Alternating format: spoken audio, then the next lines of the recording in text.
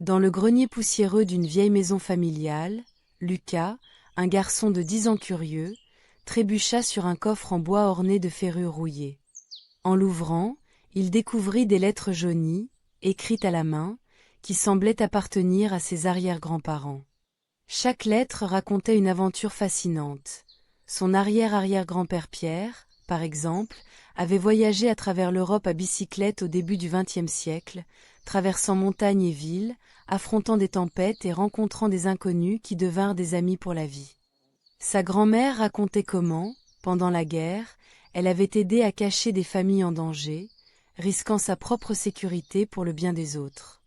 À travers ces récits, Lucas apprit que sa famille n'était pas simplement un nom ou des visages sur des photos anciennes, mais un tissu vivant de courage, de solidarité et de curiosité pour le monde. Il comprit aussi que les défis peuvent être surmontés grâce à la persévérance et l'entraide. Inspiré, Lucas décida de raconter ses histoires à ses amis et à sa propre famille, prouvant que même les aventures oubliées peuvent enrichir le présent. La leçon finale ? Chaque homme, femme ou enfant porte en lui un héritage précieux, et c'est en découvrant les histoires du passé qu'on trouve la force de bâtir son avenir. Sous le ciel d'un été doucement bleu, Élise, une fillette vive de 8 ans, reçut un jour un vieux parchemin chiffonné. C'était une carte au trésor que son grand-père, un homme aux yeux pétillants de malice, avait tracée de sa main tremblante. Sur cette carte, des sentiers sinueux entourés de dessins de chênes et de rivières indiquaient un lieu secret, gardé par le temps et la mémoire. Avec une excitation mêlée d'un peu de peur, Élise s'aventura dans la forêt derrière la maison familiale. À chaque pas, elle découvrait des indices laissés par son grand-père. Une plume coincée dans l'écorce d'un arbre, une pierre peinte d'un symbole mystérieux. Ces trésors, bien qu'apparemment insignifiants, la guidaient vers une clairière baignée de lumière. Là, sous un vieux chêne noueux, Élise trouva une boîte en bois délicatement sculptée. Lorsqu'elle l'ouvrit, elle découvrit non pas des bijoux ou de l'or, mais un album de photos, des lettres et des souvenirs de sa famille, racontant des moments de joie, de difficulté, de solidarité. Ce véritable trésor contenait une histoire vivante, celle des liens invisibles qui unissent les cœurs malgré le temps et les épreuves.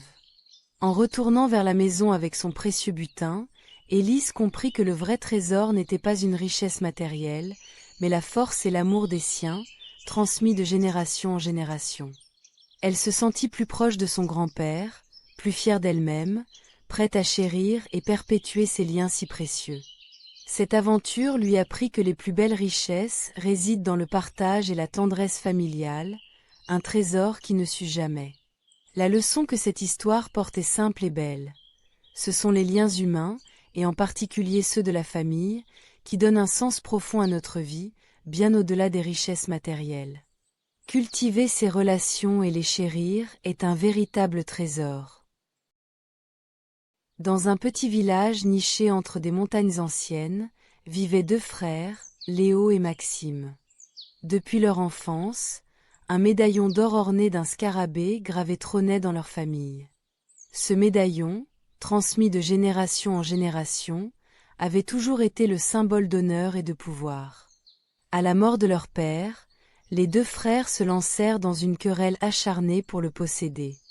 Léo voulait utiliser le médaillon pour prouver sa force et asseoir sa position de chef dans le village, tandis que Maxime voyait en lui un précieux héritage à préserver. Leur dispute s'envenima, jusqu'à ce que leur grand-mère intervienne. Elle leur raconta alors l'histoire du médaillon. Autrefois, l'ancêtre qui l'avait créé était un sage qui voulait transmettre plus qu'un simple objet, il souhaitait transmettre une valeur essentielle. Ce médaillon représentait l'unité, la confiance et la collaboration nécessaires pour surmonter les épreuves. Sa gravure, le scarabée, symbolisait la transformation et la renaissance par l'entraide. Pris de honte, les 2 frères comprirent que leur conflit ne faisait que briser les liens familiaux que le médaillon devait renforcer. Ensemble, ils décidèrent de porter le médaillon à tour de rôle, symbole de leur engagement à travailler main dans la main. Le village tout entier, voyant leur réconciliation, en tira une leçon profonde. La véritable richesse ne réside pas dans le pouvoir individuel, mais dans la capacité à s'unir. La morale de cette histoire est que certains héritages ne sont précieux que s'ils nous rappellent les valeurs humaines qui nous lient plutôt que la possession matérielle. Parfois, c'est dans la collaboration et le partage que réside la véritable force. Dans un village niché au creux des montagnes, vivait la famille Yellowhen, réputée pour ses légendes anciennes. Chaque enfant, à l'âge de 12 ans, recevait un animal magique hérité de ses ancêtres, une créature révélant un secret ancestral unique. Ce jour-là, les 4 frères et sœurs se rassemblèrent autour du grand chêne sacré. Le plus jeune, Lior, observa émerveillé une petite chouette argentée se poser sur son épaule. Sa sœur aînée, Maëlle, vit apparaître une panthère au pelage d'étoiles. Leur frère cadet, Ryan, sentit un cerf au bois de cristal s'approcher, tandis qu'Anna, l'aînée, reçut un dragon miniature aux écailles iridescentes. Chaque animal incarnait une force tirée de leurs ancêtres, sagesse, courage, résilience et créativité. Mais le véritable secret se révéla lorsque, un soir, une tempête éclata. Les 4 animaux, malgré leurs différences, unirent leurs pouvoirs pour protéger le village. Ensemble, ils conjurèrent une lumière apaisante, dissipant la tourmente. La famille comprit alors que leur héritage ne résidait pas dans la force individuelle, mais dans l'unité et la complémentarité de leurs dons.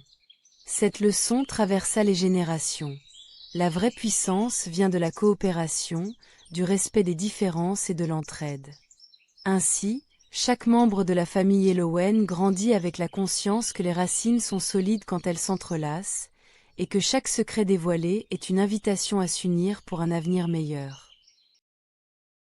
Dans le petit village d'Étoile-sur-Bois, les enfants ne connaissaient plus les contes. Chaque soir, les histoires disparaissaient, comme avalées par un mystérieux brouillard. Sans les récits des anciens, l'imagination s'éteignait et les rires devenaient rares. Milo, un garçon curieux de 10 ans, ne supportait pas cette tristesse muette. Un soir, armé d'une vieille lanterne et du courage d'un aventurier, il décida de retrouver la dernière histoire oubliée. Ses pas le conduisirent à la bibliothèque du village, un lieu poussiéreux et désert, où les livres semblaient retenir leur souffle. Au fond d'une étagère grinçante, il trouva un petit carnet aux pages jaunies, intitulé Le Jardin des rêves perdus. En l'ouvrant, des mots dansaient devant ses yeux. C'était l'histoire d'un enfant qui, comme lui, voulait raviver la magie des histoires. Elle racontait comment ce héros avait redonné vie à son village en partageant les contes autour du feu, faisant renaître l'espoir et la joie. Milo comprit alors que les histoires ne disparaissaient pas seules, c'était l'oubli qui les effaçait. Il descendit dans la place centrale et sous le ciel étoilé, raconta à voix haute la dernière histoire, invitant les enfants et les adultes à se rassembler. Peu à peu, les souvenirs de contes oubliés revinrent, s'enroulant autour des cœurs comme une douce mélodie. Le village reprit vie, grâce à un garçon qui n'avait pas laissé les histoires mourir. La lecon? Parfois, il suffit d'un peu de curiosité et de courage pour raviver ce qui semblait perdu, car les histoires sont le souffle de nos vies, et les partager, c'est transmettre la lumière.